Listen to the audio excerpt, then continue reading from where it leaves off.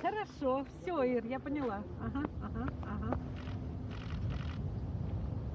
О.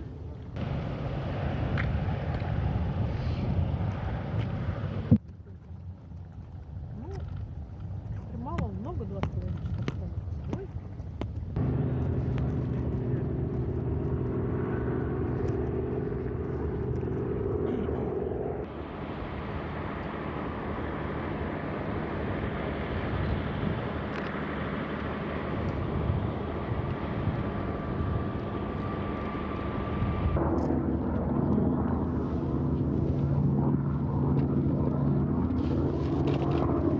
Мне лучше нравится. Ну, какая Алекс? По одному.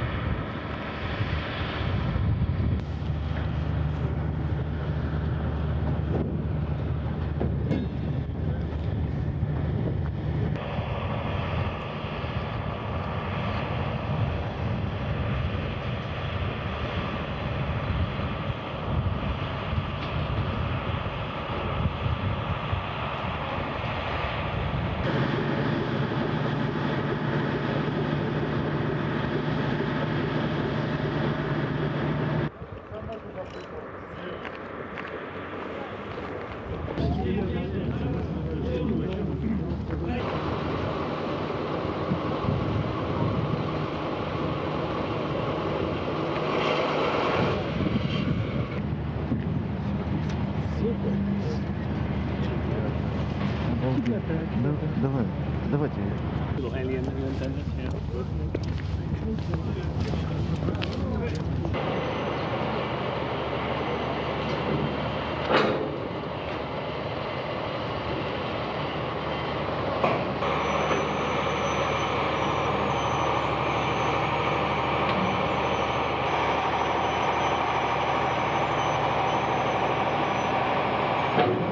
Joel Montalbano, ISS Deputy Program Manager.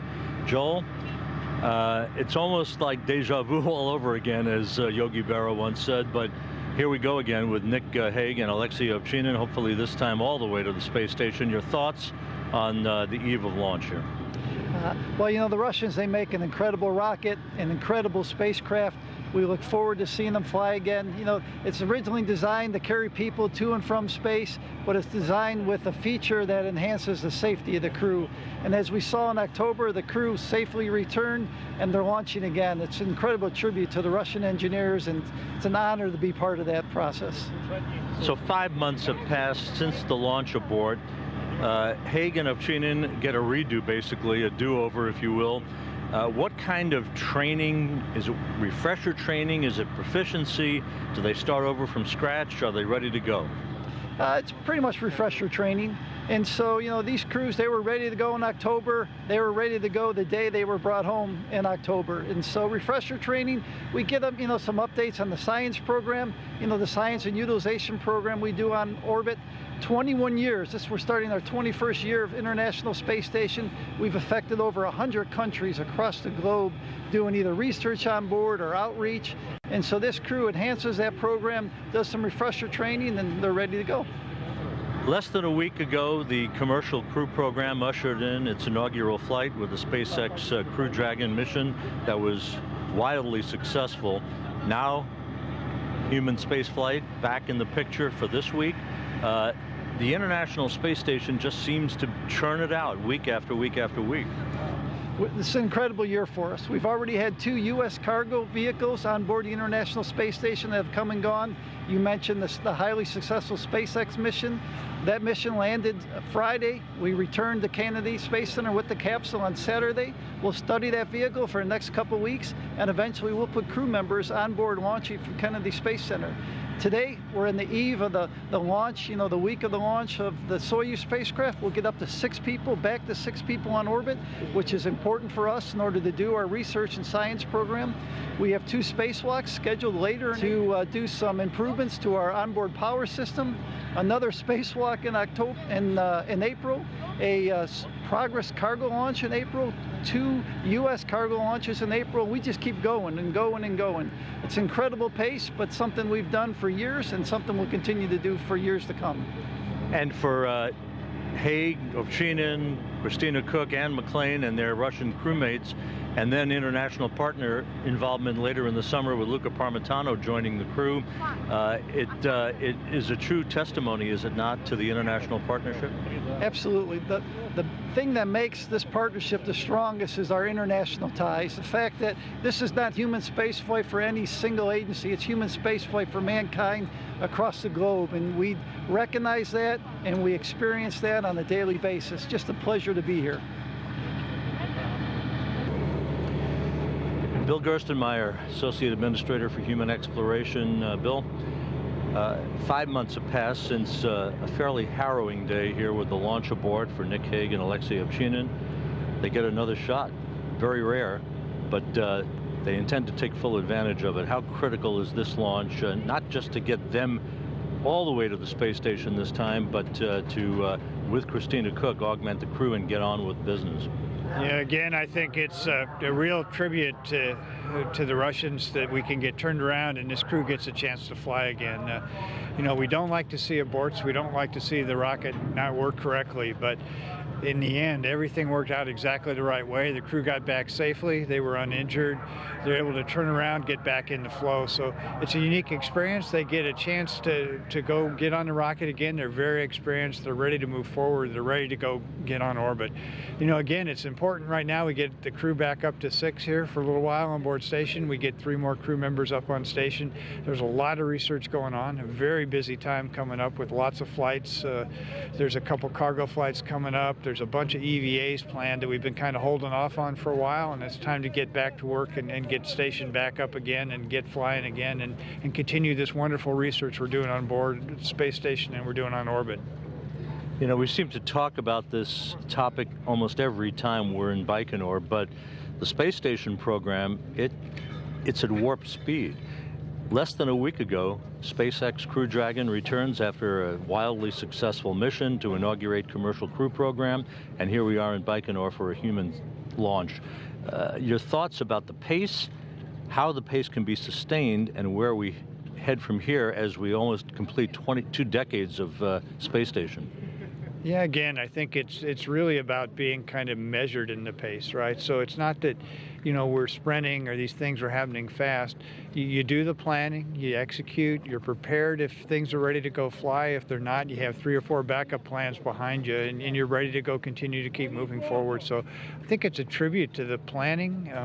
The coordination needed internationally and even with our U.S. providers is pretty phenomenal, but the program makes it all look seamless and then it comes together in these flights, and I think the outside world sees these and they sense maybe maybe the picking up of to the pace, a little bit faster activity, but I think from a program standpoint, this is kind of our stride. We're figuring out a way to make all this work, to make what is really complicated look easy, and that's what this team does, what this international team does, is they pull together, they work hard together, they work as a combined team to do these amazing things.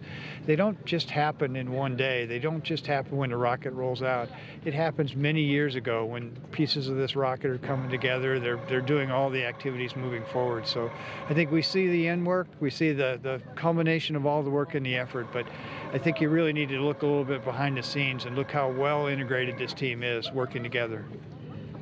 And in the background, but not so much in the background at times, another step on the road to Moon Mars. I mean, this is the prototype for the way business will be conducted.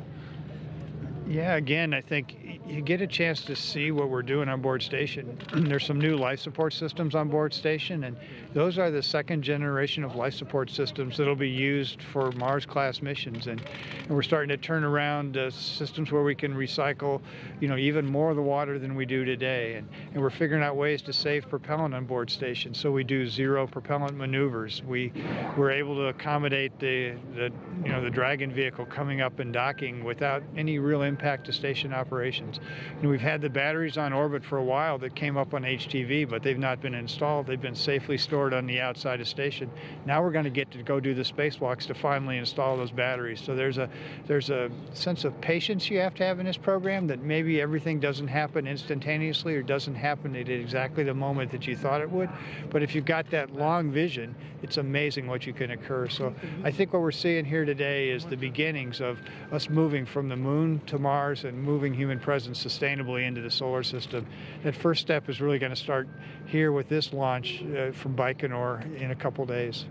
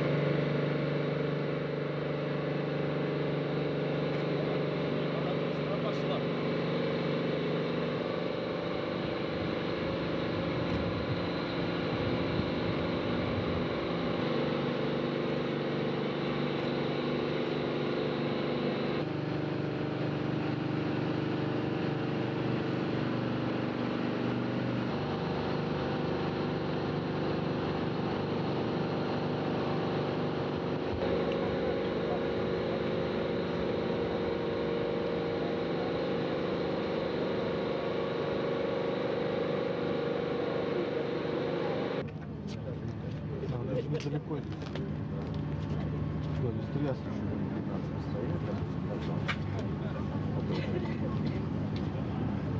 Video out for her yesterday. There's a video on Facebook yesterday about her.